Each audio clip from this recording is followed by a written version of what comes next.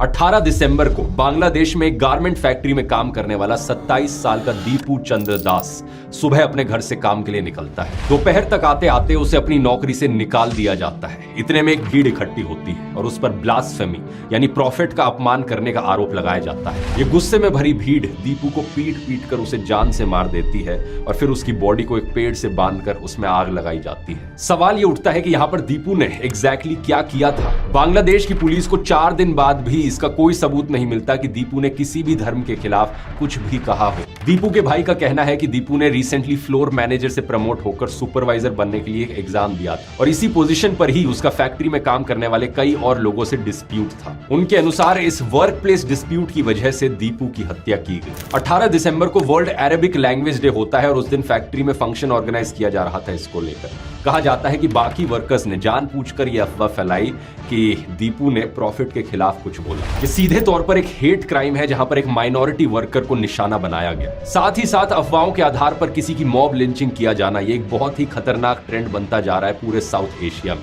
बांग्लादेश में ही नहीं बल्कि पाकिस्तान से भी ऐसी खबरें आई हैं, इंडिया से भी ऐसी बहुत खबरें आई हैं। चाहे आप 17 दिसंबर का ये केस देखो जहां पर केरला में एक माइग्रेंट वर्कर की मॉब लिंचिंग कर दी गई क्योंकि अफवाह फैली कि उसने चोरी करी थी, या फिर 2020 का फेमस पालघर केस जहां पर साधुओं की मॉब लिंचिंग कर दी गई क्योंकि अफवाह फैली थी कि वो चाइल्ड किडनैपर्स थे। लेकिन बांग्लादेश की स्पेसिफिकली बात करी जाए तो वहां लॉ एंड ऑर्डर का वैसे ही पिछले कुछ महीनों से बहुत बुरा हाल चल रहा है। 18 दिसंबर को ही बांग्लादेश के एक बड़े स्टूडेंट लीडर शरीफ उस्मान हादी की मौत हुई थी और उसके बाद बांग्लादेश में एंटी इंडिया प्रोटेस्ट शुरू हो गए थे। हादी असल में 2024 में शेख हसीना के खिलाफ हुए प्रोटेस्ट में एक बड़ा फेस रहा था और उसके भाषण अक्सर इंडिया के खिलाफ रहते थे। 12 दिसंबर को कुछ अनजान अटैकर्स ने ढाका में इसे गोली मार दी और 6 दिन बाद इसकी मौत हो गई। इसकी मौत के बाद बात उठी कि हादी के किलर्स इंडिया भाग गए हैं, इसी वजह से एंटी इंडिया प्रोटेस्ट भड़क गए। कुछ दिन बाद ये प्रोटेस्ट इस लेवल तक पहुंच गए कि नारे लगने लगे, जो इंडिया हसीना को बचाता है उस इंडिया को तोड़ दो। जबकि सच बात यह है कि बांग्लादेश की अथॉरिटीज ने अभी तक कंफर्म नहीं किया है कि अटैकर्स भागकर सही में इंडिया आए भी हैं या नहीं। इसके अलावा राजशाही में इंडियन कॉन्सुलेट पर हमला किया गया। इस वायलेंट भीड़ ने मीडिया को भी नहीं छोड़ा। बांग्लादेश के 2 सबसे बड़े अखबार डेली स्टार और प्रथम आलोक, इनके ऑफिस पर भी आग लगाई गई। इन 2 हत्याओं की वजह से सिचुएशन इतनी बिगड़ चुकी है कि इंडिया बांग्लादेश रिलेशंस आज अपने लोएस्ट पॉइंट पर पहुंच गए हैं। 21 दिसंबर को इंडिया ने बांग्लादेश में अपनी वीजा सर्विसेज सस्पेंड कर दी। अगले ही दिन बांग्लादेश ने दिल्ली में अपनी वीजा सर्विसेज बंद कर दी। असल में बात यह है दोस्तों कि बांग्लादेश में अभी इंटरिम सरकार है और नई सरकार चुनने के लिए 12 फरवरी को इलेक्शंस होनी है। अगर आपको यह जानना है कि